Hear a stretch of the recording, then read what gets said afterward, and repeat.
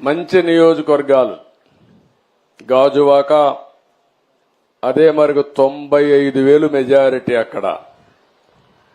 ఇంకొక పక్కన భీమిలి తెలుగుదేశం పార్టీకి ఎప్పుడు కూడా కంచుకోట, అక్కడ 94,000 93,000 మెజారిటీ. మూడో నియోజకవర్గం మంగళగిరి 92,000 మెజారిటీ.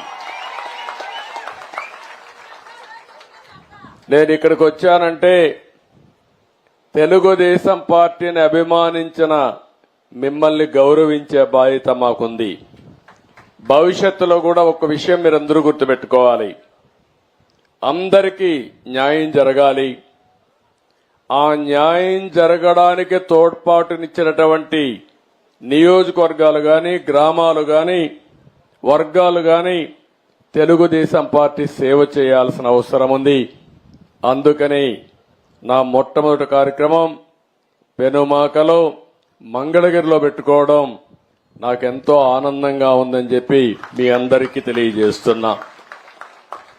మొన్న జరిగిన ఎన్నికలు ఒక హిస్టారికల్ ఎన్నికలు ఇవి. నేను 10 ఎన్నికలు చూశాను. 10 ఎన్నికల్లో ఎప్పుడూ జరగని విజయం.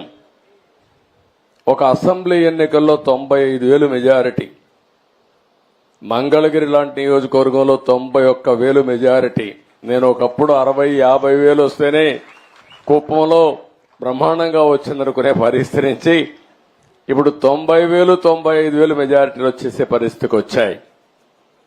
దీనికి అంతటి కారణం ఒక్కసారి మీరు ఆలోచించుకుంటే, రాజకీయ విశ్లేషణ చేస్తే 5 సంవత్సరాలు పరిపాలన ఒక పీడ కళ, రాష్ట్రాన్ని పట్టి పీడించి ఎన్ని ఇబ్బందులు కలిగించాలనో ఈ విధంగా కూర్చొని ఆనందంగా మాట్లాడుకున్న రోజు కూడా లేదు. 5 ఏళ్లు ఉందా ఎప్పుడన్నా అడుగుతున్నా.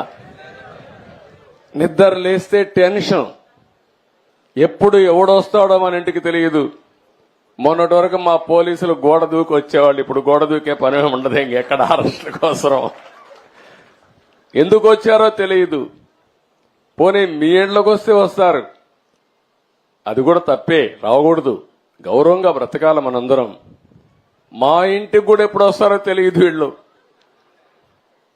అంటే ఎంత భయంకరమైన వాతావరణం అంటే అంత భయంకరమైన వాతావరణంలో ఒక్కరని కాదు, అధికారులు అట్నే బతికారు, ప్రజలు అట్నే బతికారు, రాజకీయ నాయకులు అట్నే బతికారు. చాలా భయంకరమైన పరిస్థితి.